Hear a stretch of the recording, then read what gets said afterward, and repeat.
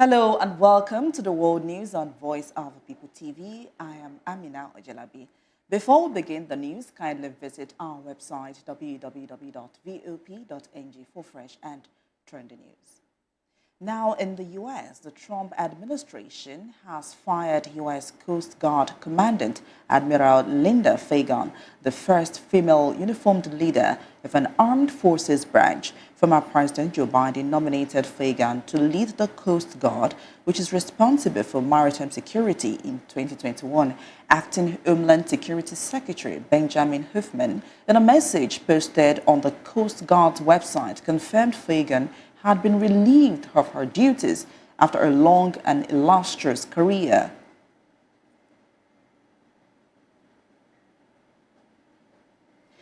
Still in the U.S., one of the people who served jail time for taking part in the Capitol riot 4 years ago has refused a pardon from President Donald Trump, saying the rioters were wrong on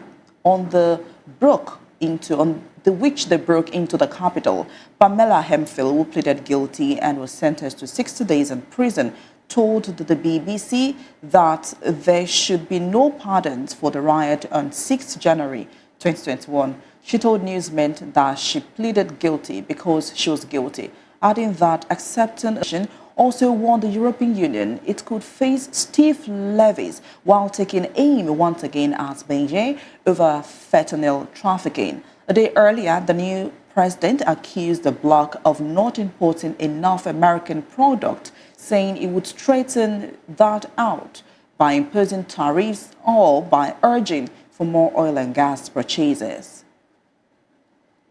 Moving on, Chinese President Xi Jinping and his Russian counterpart Vladimir Putin had a video call hours Donald Trump was sworn in, pledging to bring bilateral ties to greater heights. Calling Xi a dear friend, President Putin said Russia and China were building ties on the basis of friendship, mutual trust and support despite external pressure. Xi called on Putin to continue deepening strategic coordination, firming up mutual support and safeguarding legitimate interests. Trump had on Tuesday threatened tariffs on Beijing, calling it an abuser, and warned that big trouble will come from Moscow if it does not strike a deal to end war in Ukraine. In another development, at least 10 Palestinians have been killed and nearly 40 injured by Israeli forces during a major operation in the Jenin area in the occupied West Bank. Palestinian media reported that there were several airstrikes as a large number of troops entered the city and its refugee camp backed by drones, helicopters and armored bulldozers. Israel's prime minister said it launched an extensive and significant operation to defeat terrorism in Jenin, long seen as a stronghold of Palestinian armed groups. The development comes 3 days after the start of a ceasefire in Gaza and highlights the threat of more violence in the West Bank, where suspected Israeli settlers also went on the rampage on Monday night. Meanwhile, South Korea will change the concrete barriers used for navigation at 7 airports across the country following December's plane crash that killed 179 people. 7 airports will also have their runway safety areas adapted following a review of all South Korean airports that was carried out after the crash. The Jeju air flight was bringing passengers home from Thailand after Christmas when it made an emergency landing at Muan Airport and exploded after slamming into a concrete barrier at the end of the runway. The cause of the crash is still unknown, but air safety experts had earlier said the number of casualties could have been much lower if not for the structure. And now in Turkey, Turkey has detained 9 people as part of an investigation into a fire that killed 76 people and injured dozens at a ski resort in the Bolu Mountains. Authorities said several funerals were held on Wednesday for families, including numerous children who died on Tuesday in the blaze, which forced panic hotel guests to jump from windows in the middle of the night. You recall that the fire occurred at the Grand Kartal Hotel and the Kartalkaya Ski Resort, a 12-story hotel which had 238 registered guests. It was consumed by flames after the blaze started on the restaurant floor around 3:30 a.m. Turkish local time. Still in Turkey, a court has ordered Fair-Right Victory Party leader Ümit Özdağ will be held in custody pending trial on charges of inciting public hatred through social media, prompting widespread condemnation from opposition leaders. Özdağ was detained for allegedly insulting Turkish President Tayyip Erdogan over a comment in which he said even crusade had not done as much damage to Turkey as Erdogan has, quoted. In a post on his X account, Özdağ said arresting him means arresting the people in need, patriots, and people who are opposing the latest development in the country. Now, joining us to analyze this story is our VOP TV in-house analyst, Mr. Delefanimo. Mr. Delefanimo, welcome. Thank you very much. Okay, we start with the story where Trump sacks U.S. Coast Guard Commandant Admiral Linda Fager. Now, the first question is, what reason do you think that has the Trump administration provided for the dismissal of Admiral Linda Fager? I don't think there's any reason yet coming from the president. As at this time, and of course, he is the commander-in-chief of the armed forces, so he reserves the right to either appoint or sack at any moment. And given the fact that the woman is the first four-star general in the U.S., a female, and she was celebrated when she was appointed admiral and the head of the maritime security in the U.S. But right now, maybe because of some of the policies of Trump, might feel that he needed somebody that is a male, a stronger person who could carry through his policy. So, but we're just hazarding a guess. There's nothing to suggest that this is actually what led to her removal. She was not sacked, she was just removed. Do you think that Trump is trying to change all the Joe Biden administration cabinets, or do cabinet reshuffle? No, that's not a cabinet. I'll be shocked if, for instance, if the president of a country will have somebody he doesn't really trust as head of the brigade of guards and allow him to remain. So you have to get somebody that, because that's the brigade, that's the troop that takes care of your internal security around you in Aso Rock and wherever you are going. So you must be sure of those people handling such security duties, security details. So, but as for the Coastal Guard, yeah, she's been there for a while, and it could be that Trump wants somebody who could carry out his instructions, and he may not feel comfortable having that woman there, that the woman may not be able to carry out his instructions as he goes along with his administration. So, but for now, nobody has even explained to us. Okay, let's move on to the next story, which Trump tariffs threats China, vows to defend national interests. Now, Pamela Emphill, a former Capitol rioter, has publicly rejected President Trump's pardon offer. So what a message does her rejection send to others involved in the January 6th event?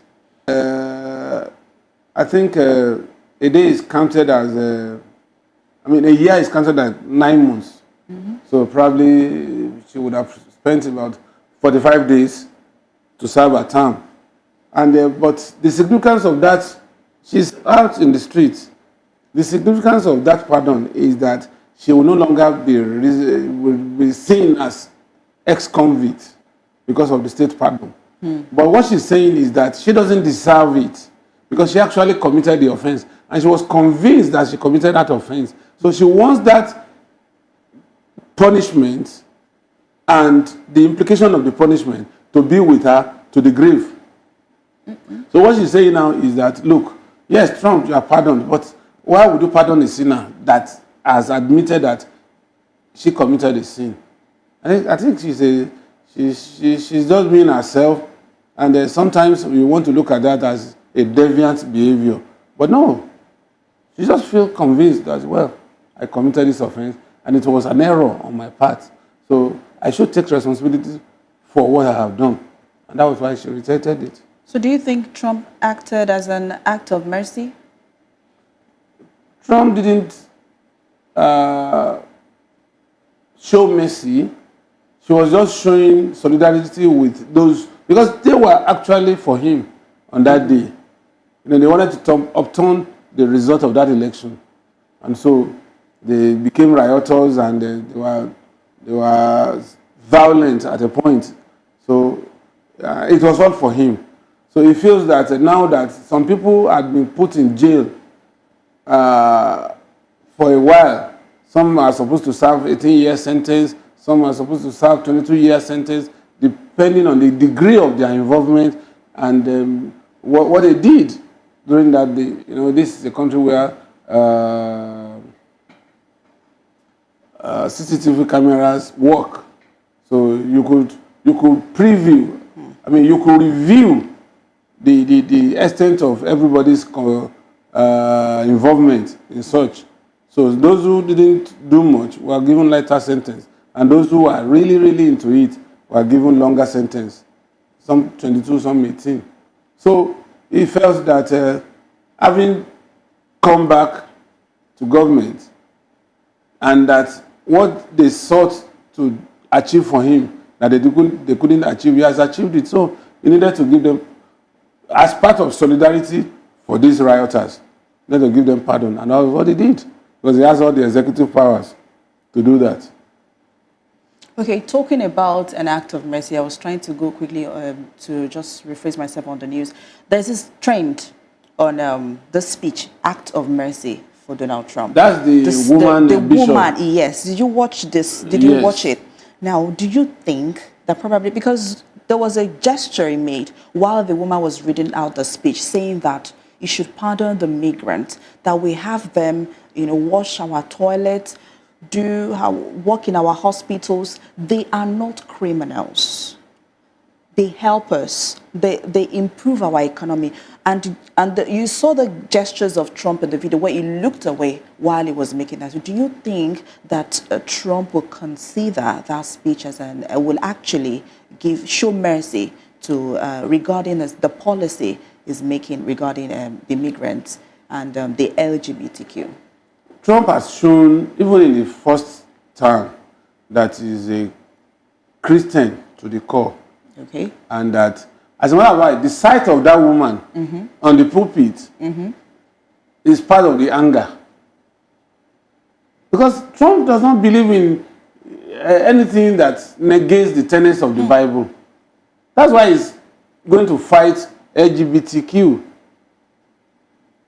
And he's going to make sure that he reverses that trend. That's one of the things he promised Americans. And I feel that he wants to do that. Now, about the pardon for immigrants. Let me tell you one thing about leadership.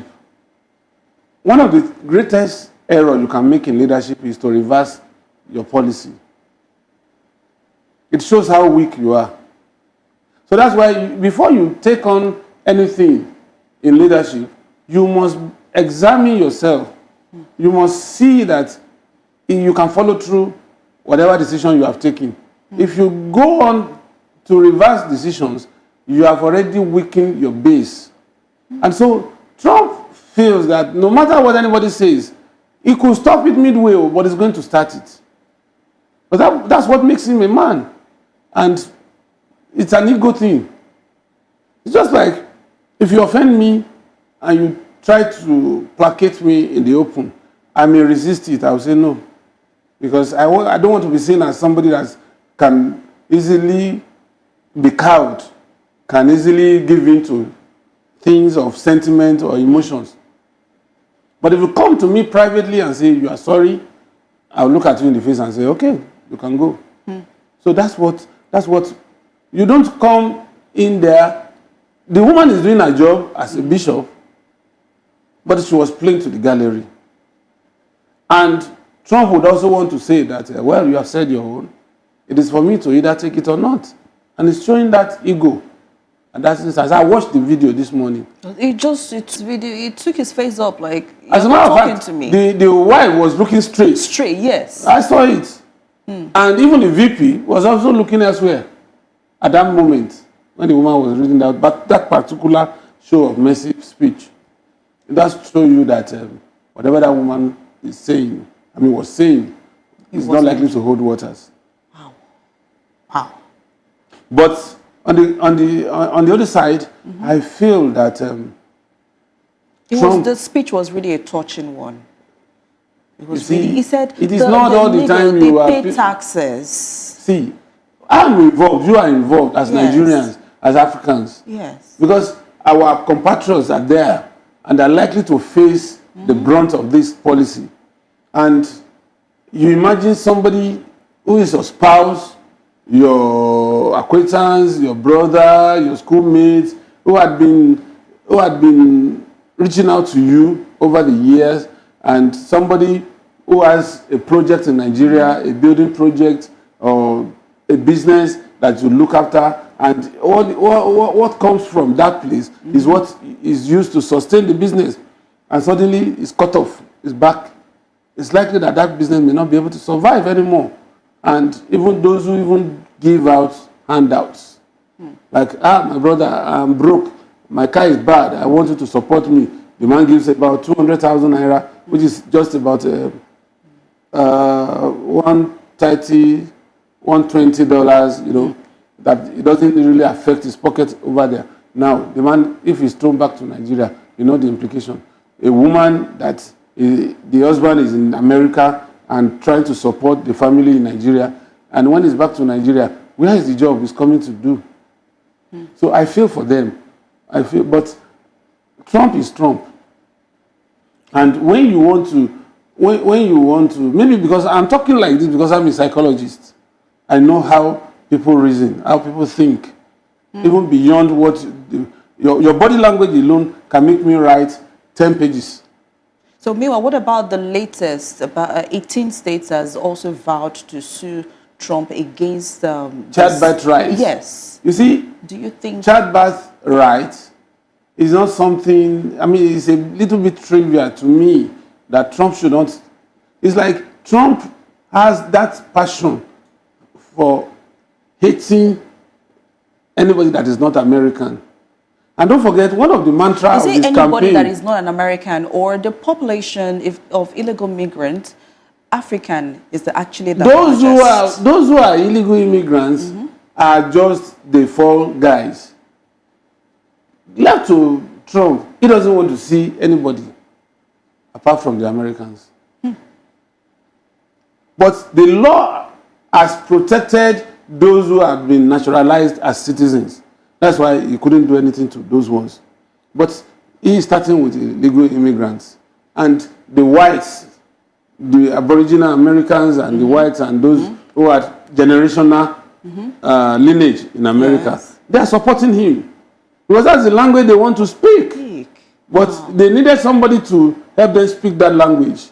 Do you think they are? And that's why America will never, the college thing will never stop it, which is anti-democratic.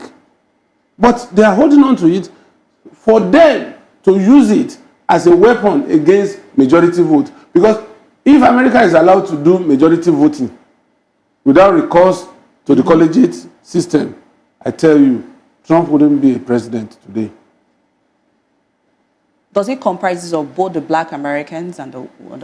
How many blacks do you have there out of the 253 delegates? So what we are saying is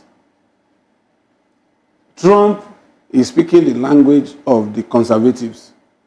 extreme conservatives in America, that are people in Do you the think Republican Party. racism is gradually taking back its place in America? Because the word, they make America great again. And these white folks are all happy that, oh, now we have America to ourselves. Trump has spoken our language. He said, I want to take America back for Americans. That was his slogan. And that was one of the things that shut up his profile against Kamala. And now it is both, it's against blacks, actually. Not against blacks alone. As a matter of fact, those he will deal with more are the Latinos, the Mexicans, Nicaraguans, yes, Colombians that are close to America. Look at the tunnel they discovered about 3 days ago at the weekend. That tunnel can bring in massive population of illegal immigrants. 300 meters tunnel. Now the tunnel has been blocked. Of course now. So what are we talking about? Okay, let's quickly move to, we have just 5 minutes to wrap up this. Let's go to, enough of talking about Trump's story. Now, Xi and Putin hold video call after Trump's inauguration. How might this timing of Xi Jinping and Vladimir Putin video call shortly after Donald Trump's administration inauguration actually signal a united front against anticipated U.S. policies?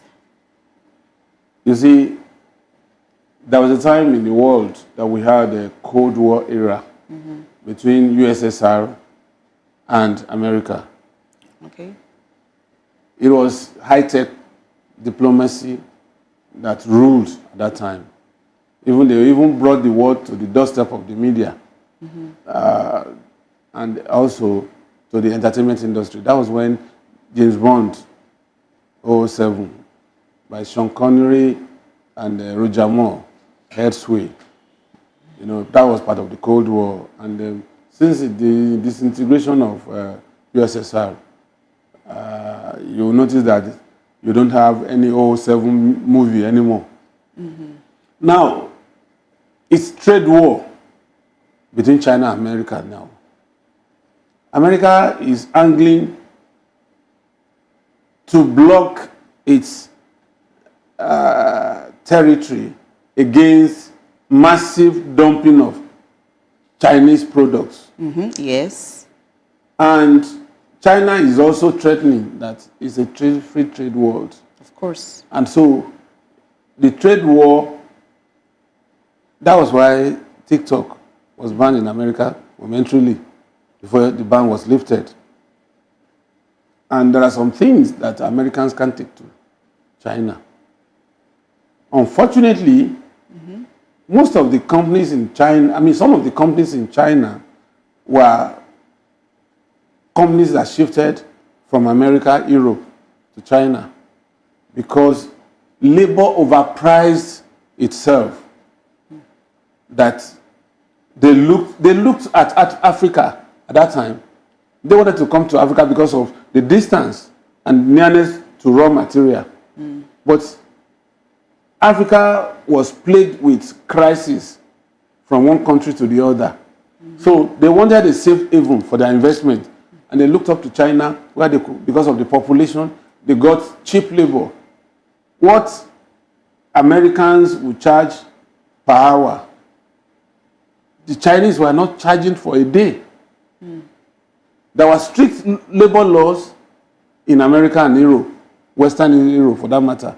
But in China, in Asia, there was a loose labor law that could accommodate some of those things that couldn't be accommodated in America and Europe. So they flooded Europe and America.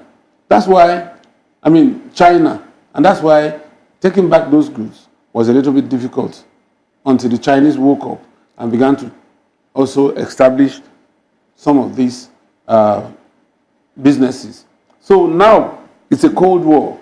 Yes. It's a trade war. Trade war. Between China and China. You recall that at some point during this Ukraine-Russian war, China fired missiles into the sea.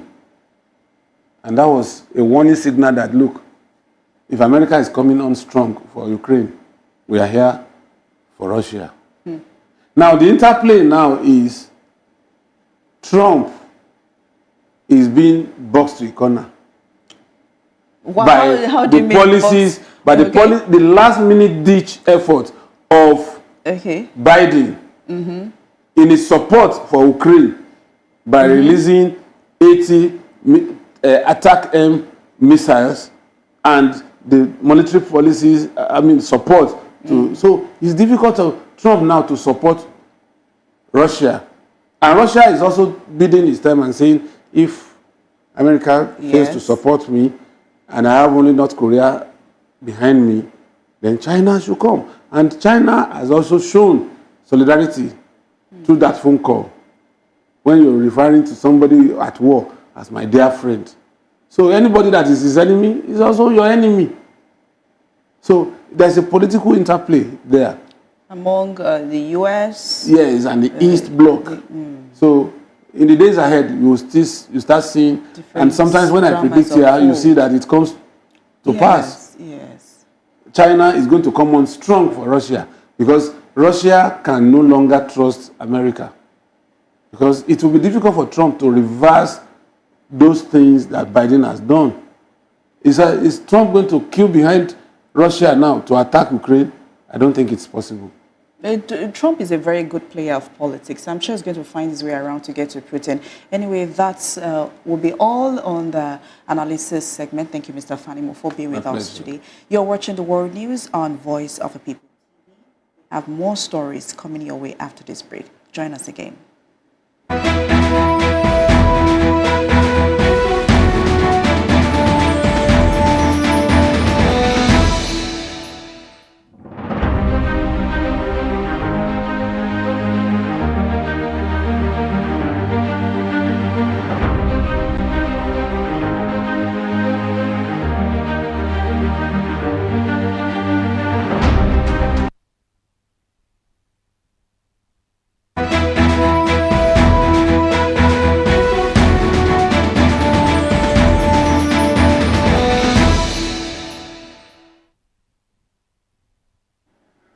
You're welcome back. This report says that the U.S. Supreme Court is set to consider a women's civil rights lawsuit over the fatal police shooting of her son during a traffic stop in Houston, a case that could make it easier to hold officers accountable for using excessive force. The justices are scheduled to hear argument in an appeal by Janice Hughes, whose 24-year-old son, Ashton Barnes, was killed in the 2016 incident.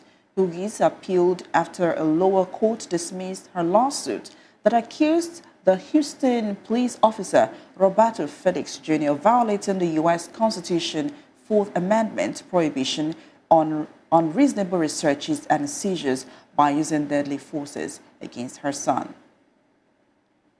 Now, moving on, Prince Harry has claimed a monumental victory over Rupert Murdoch's UK newspaper group after the publisher settled its lawsuit, admitting unlawful actions as its Sun tabloid for the first time and paying substantial damages. 40-year-old Harry, the younger son of King Charles, had been suing News Group newspaper publisher of The Sun and the now defunct News of the World at the High Court in London, alleging the papers had illegally obtained private information about him from 1996 80-people Demonstration Army and the rival group known as FARC-EMC intensifies.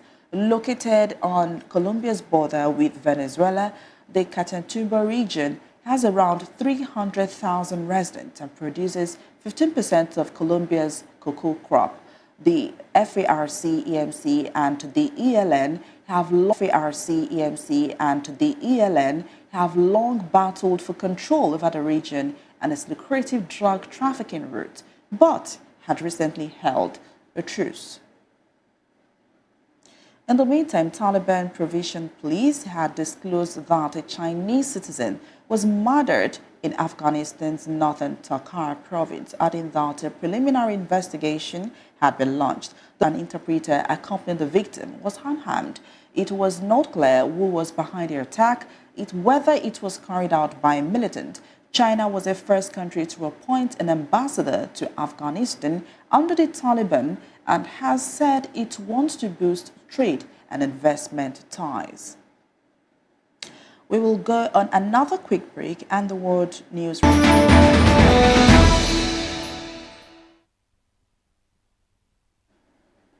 Welcome back and thanks for staying tuned. Now on the business news, oil prices edged higher today as the dollar weakened, with traders closely watching U.S. inventories. Brent crude futures rose 43 cents to $79.72 per barrel, while U.S. West Texas Intermediate crude futures climbed 45 cents to $76.28. Oil is getting support from a marginally weaker U.S. dollar as well as positive risk sentiment with rising equity markets. The dollar struggled to regain ground against major currencies, hovering close to two-week lows. Still taking business, Netflix shares soared in pre-market trading today after the company reported a Black Star holiday quarter as a robust content lineup and its entry into a live sports streaming brought in a record number of new subscribers. The streaming giant stock surged over 14% to $994.36, poised to boost its market capitalization by $53 billion to about $425 billion if gains hold. The year 2024 was pivotal for Netflix as it ventured into live sport. It partnered with WWE broadcasts to NFL games on Christmas Day and secured U.S. broadcast right for the 2027 and 2031 FIFA Women's World Cups. The company added 18.9 million subscribers in its holiday quarter, blowing past Wall Street's estimate of about 9.2 million additions for the quarter and the 13.1 million increase it posted a year ago. Now on sport, USA defender Naomi Girma has agreed terms to join Chelsea on a long-term deal for a world record transfer. The fee is believed to be the most expensive transfer for a female footballer in the region of $1.1 million and exceeding the £685,000. The Bay FC paid for Zambia's Rachel Kundananje in February 2024. It would also see the 24-year-old become the first women million-dollar player. Women's Super League champions Chelsea were in a tussle with French giants Lyon for her signature, with Girma widely regarded as one of the best players in the world. Girma was a priority target for Chelsea this window, having lost centre-back Khadija Buchanan to an anterior cruciate ligament injury. In tennis, the defending champion Jannik Sinner dismissed concerns about the physical state to thrash home hope Alex de Minaur and reach the Australian Open semi-finals. Sinner struggled with illness in his previous match but looked sharp in a 6-3, 6-2 and 6-1 victory over 8-seed de Minaur. Sinner denied speculation he had pneumonia, saying blood tests after his fourth-round match were all good. The 23-year-old Italian will face American Ben Shelton in the last four on Friday. And that's all on the World News. Thanks for watching. Don't forget to subscribe to our YouTube channel at Voice of the People TV and on other social media platforms at VOP TV Live. I am Amina Ojalabi.